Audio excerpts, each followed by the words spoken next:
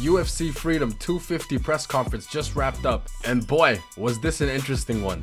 I'm Dhabi from MMA Grid, and I'm gonna be giving you my breakdowns and reactions and highlighting key moments from the press conference. Let's get it.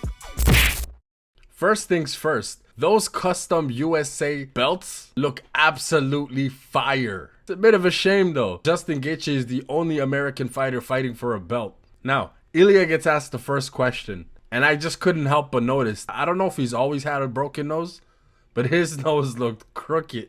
If I've ever seen a broken nose, it almost looked as crooked as Jack Della Maddalena's nose. Is Justin Gaethje low-key hinting at retirement? He mentioned that his first fight was outside, and that now one of his last fights are going to be outside. My question is, if he loses this match against Ilia Topuria, does Justin Gaethje retire? He did say that he doesn't care whether he wins or loses, but he could also just mean that he's willing to die in there. Is that the right mindset going into this fight? I'll tell you one thing though, Justin Gaethje gave Ilia Topuria his flowers, calling him legendary, and that this is his toughest fight next to Khabib. The face-off between them though was a little awkward. Ilia Topuria kept switching stances, switching poses. It looked like he was just uncomfortable. Justin Gaethje just stood there. It was a little weird to me. Dana White confirmed that Arman Tsarukyan will be the backup fighter. That's some exciting news. At least we know that the show must go on. Now, we have to talk about Josh Hokt. Josh Hokt sat up there and was dying to be asked a question. Every time he got asked a question, you could see his eyes light up. He gets asked a question about Derek Lewis from one of the reporters, and straight up says that Derek Lewis took a dive and he's the Black Pillsbury Doughboy, and that he promised to retire him. But Derek Lewis just played it off like he had no clue who Josh Hokt was. Played it off completely like he couldn't hear anything he was saying, and even at one point played a soundbite of Samuel L. Jackson in Pulp Fiction. Now to my next topic.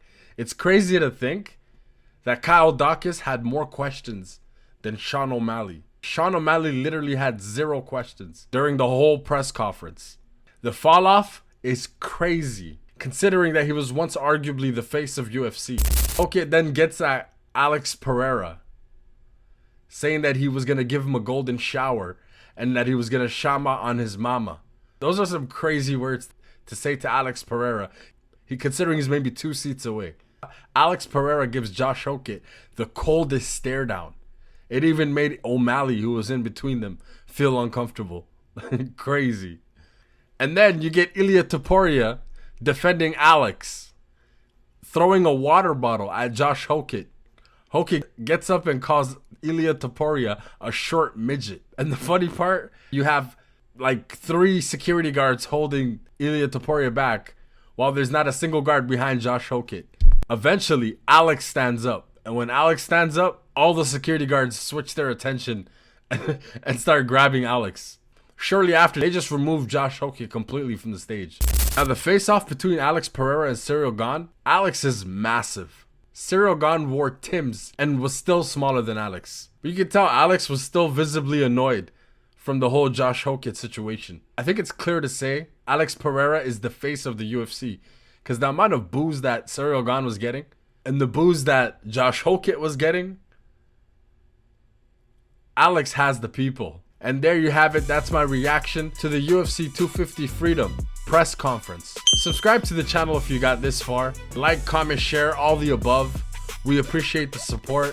Dhabi, MMA Grid, we out.